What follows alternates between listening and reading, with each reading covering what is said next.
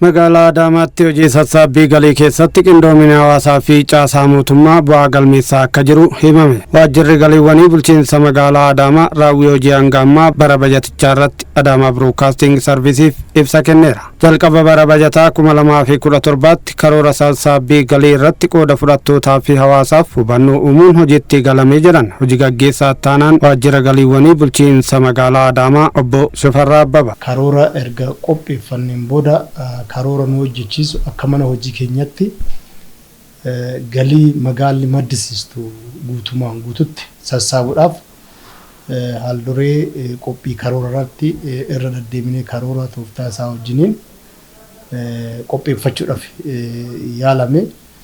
Sanirraa kaanee karoora keenya galii kana walitti qabuudhaaf seektara kana qofaan kan walitti hin qabamne waan ta'eef qooda fudhattoota hundasaa karoora kana akka hubatanii fi karoora kana keessatti akka nu gargaaran qophii karoora irratti marii taasifamee jira jechuudha. Kana jechuun hooggansi sadarkaadhaan jiru jechuudha. Magaalaa irraa ka'ee haga aanaa jirutti maratamee ture. As keessatti hojjetaan hundisaa waajjira galii hunduu irratti mari'atamee jira jechuudha. Ilaalcha osoo hin hojjetiin dadhabuu fi udaalee gara biraa mudataa turan hooggansi olaanoon magaalattis xiyyeeffannoo kennuun akka sirratan taasifamaa turuu eeran.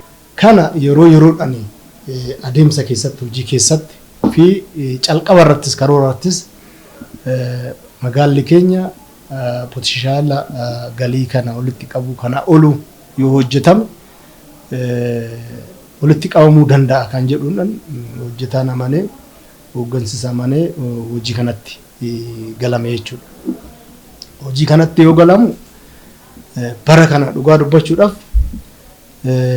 hooggansi sadarkaan jiru keessattuu kabajamuun kantiibaan keenya akkuma seektaraatitti xiyyeeffannoo addaa kennuudhaan galii keessattuu galii mana qopheessaa haga ammaa jechuudha. Haga raawwii amma geenyu yeroo yeroodhaan qorachuudhaan hordofuudhaan sadarkaa inni ga'e kallattii hundaatinuu nu faana ta'ee hojjechaa kan turredha jechuudha. Sadarkaa hundattuu galiin xiyyeeffannoo addaatiin akka hojjetamu hooggansa yeroo yerootti qorachuudhaan kan hojjetamaa dhufe ta'uu isaati jechuudha. Xiyyeeffannoo addaa koree qindeessituu akka magaalaatti paartii dabalatee jechuudha. Koree qindeessituu akka magaalaatti irraa ka'ee kutaa magaalaa hooggansa kutaa magaalaa hooggansa aanaa xiyyeeffannoo addaatiin hojii kana hojjetanii jiru jechuudha. Hojjechuu qofaa miti haga maddoota galiin irraa galutti haga beekutti hooggansi amma sadarkaa sanarra jira jechuudha. Hooggansa tokko bira waa'ee galii amma armaan dura sirriitti xiyyeeffannoon hin jiru amma garuu hooggansi taasisuu danda'a jechuudha. Waan irra ga'e sadarkaa aanaatti sadarkaa kutaa magaalaatti sadarkaa magaalaatti haasa'uu danda'a jechuudha. Yeroo hojiin alatti sanbattan lamaanii fi galgalas dabalatee ogeessotaa fi hooggantoonni xiyyeeffannoo kennuun hojichi gaggeeffamuun ciminaa fi muuxannoo argamanidha jiran. Qindoomina hawaasa faana uumameenis karoora galii biliyoona 13.8 qabame keessa hanga ammaatti biliyoonni 9.1 sassaabamuu dubbatan. Raawwiin kun kan bara darbee waliigalaarraa caalmaa qarshii biliyoona 2 qabaa jiran obbo Shifarraan. Waliigala biliyoona 9 fi miliyoona 100 fi 58,500 fi 20 saantiba 77 karoora bara kanaatirraa walitti qabuu danda'amee jira jechuudha. Inni kun bara darbeerraa naannoo biliyoona 2 jalatti kan dhufudha jechuudha. Barreen gaddaa biliyoona 7.3 akkas kan sassaabne amma garuu biliyoona 9.1 akkas sassaabne.